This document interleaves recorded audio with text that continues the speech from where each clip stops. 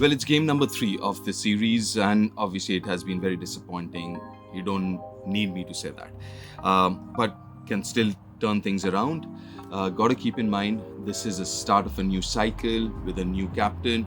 So I think what is important is the process, as I mentioned in the last video as well. I think what is more important is what is the path that this team will take, because we've been playing a certain kind of cricket, fearless and high risk, high reward kind of a cricket. But that was with, let's say, when Rohit was the captain, when Surya was the captain. Now there are quite a few youngsters in this team. There's a new captain, so it's quite interesting to see how they'll go about in that path. And in that process, this is again a very every game is quite important, and India still in this game has the opportunity to go on and win the rest of the games and win the series. Here in Nottingham, the interesting bit is the ground itself, the dimension of the ground. So there is this one stand, it is not oval, so the whole ground is oval, but there is one corner which cuts right through because they had to build the new stand.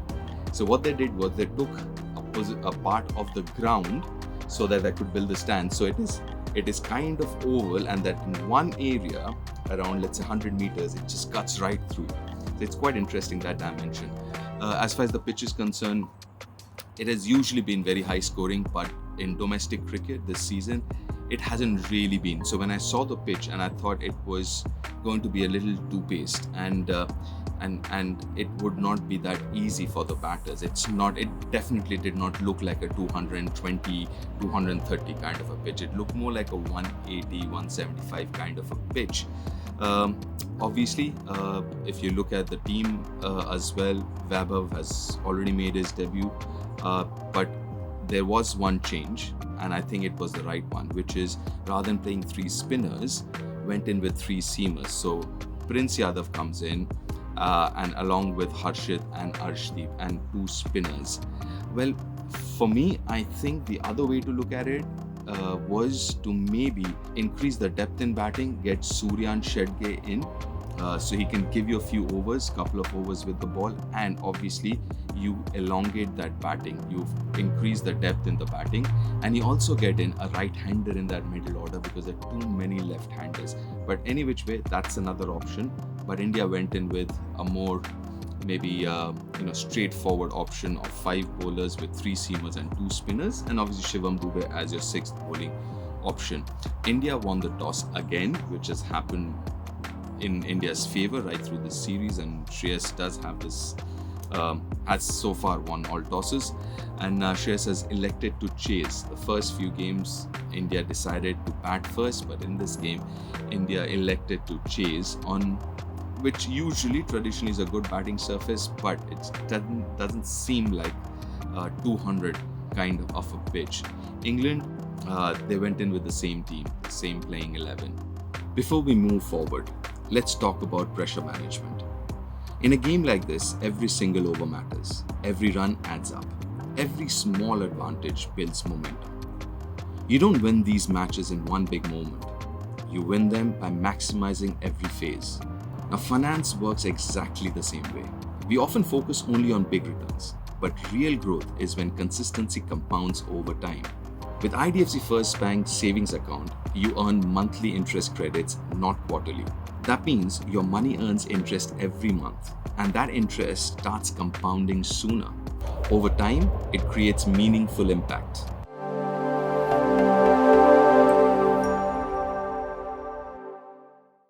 First innings, well, obviously they scored 201. That's a lot of score. Like I said, it didn't play as true as usually Trent Bridge pitches they do. It was stopping a little bit, especially with the new ball, and that's where I thought 180 was the right score. They got 200 plus. India were, I think they scored 15, at least 15 more than what they should have. Now, the reason being, a couple of reasons for me. I thought India went into that defensive mode way too early. They started off really slow, right? Phil Salt and Joss Butler. I think they opened their account only in the second over. They took the first run, I think 8 balls or 9 balls it took them.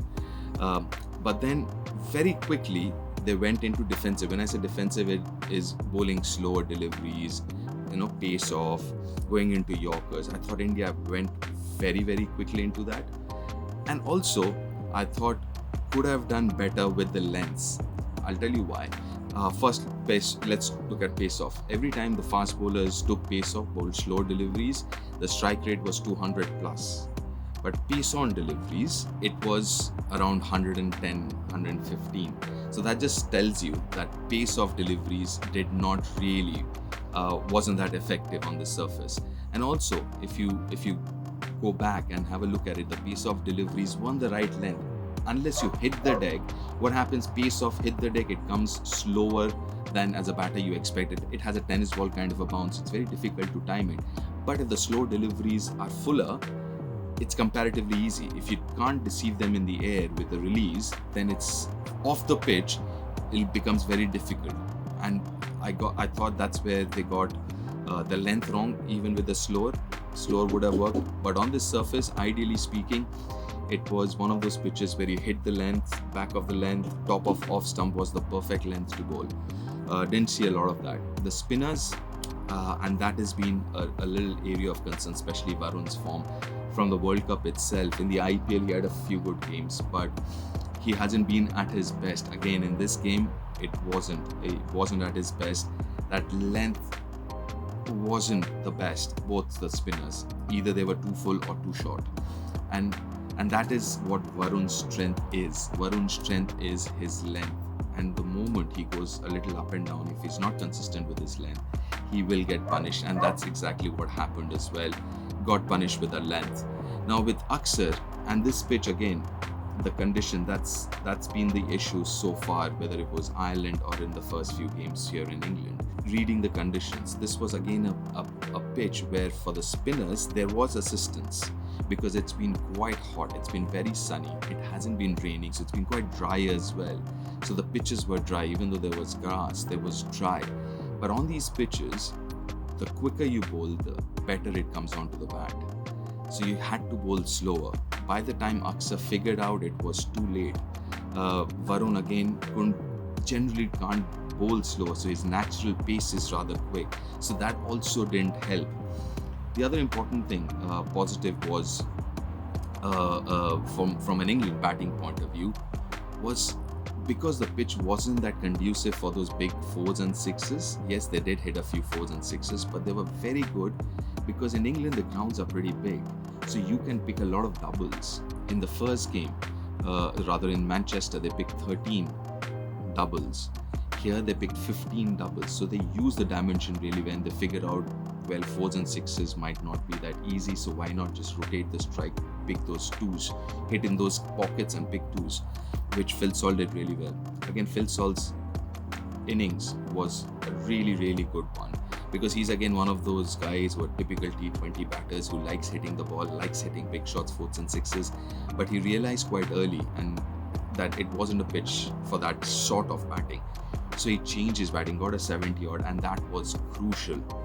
Along with him, obviously Joss Butler got some runs, but the other thing that India didn't do that well and something that would bother them would be fielding. I think India dropped a catch, but most importantly missed a few run-outs as well. But most importantly, gave around 15 odd runs in the field, missed fielding, and that is something that India hasn't done really well in this tour, Ireland and England inclusive. So yeah, around drop catch, missed run-out chances, 15 to 16 runs of missed fielding. And because of that, England got 200 plus, which, like I said, was 180. And had India bowled well and fielded well, I think would have stopped England to 165, 170 as well. That would have been really, really good score.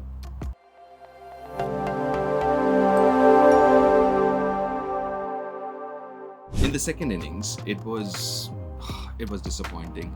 India lost 5 wickets in the power play itself, and everyone wanted to hit 4s and 6s. But interestingly, what was also good to see, because England is a set unit. If you look at that England side, you know everyone's been playing a lot of T20 internationals and franchise cricket, so there was a lot of experience, and also a lot of experience playing against these players.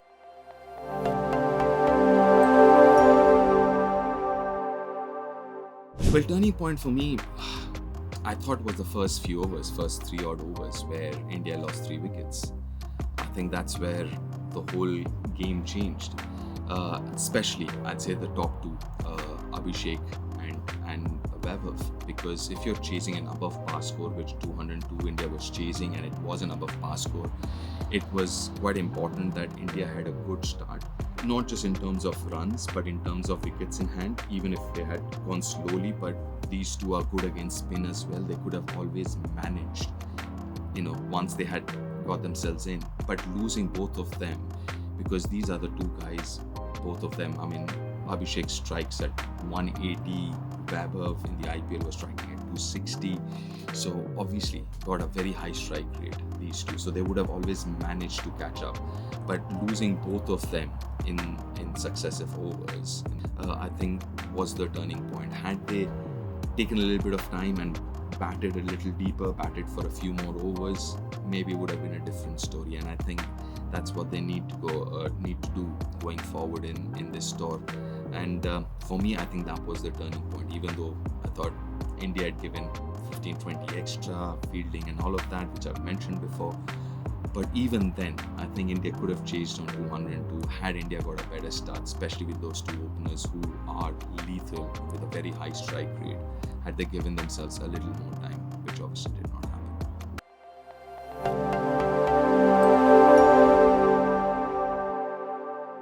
Well, the final verdict, it's the application is what I want to see, and I'll tell you what I mean by application.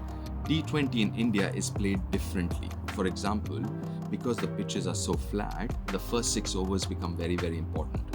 During the IPL, I'm sure you must have heard people saying you win the power play and chances are you're going to win the game.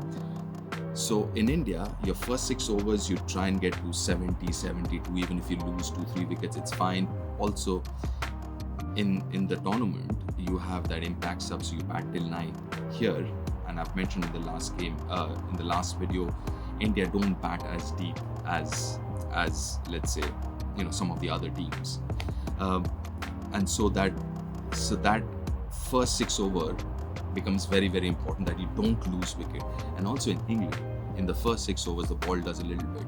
Now, take the case of England itself in this game. Phil Salt and Josh Butler, both of them are very attacking batters, right? But they only got 49 runs because they did realize that if they have wickets in hand and the batting depth that England's got, they can make it up in the back end, right? And which they did. They went on to get 200 plus. So they did make it up. But then when you look at the Indian side, they're still playing the same way they would play in India.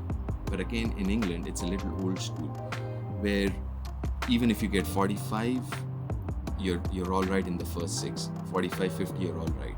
But wickets in hand is important, because then you would make up in the middle and the back end of the innings.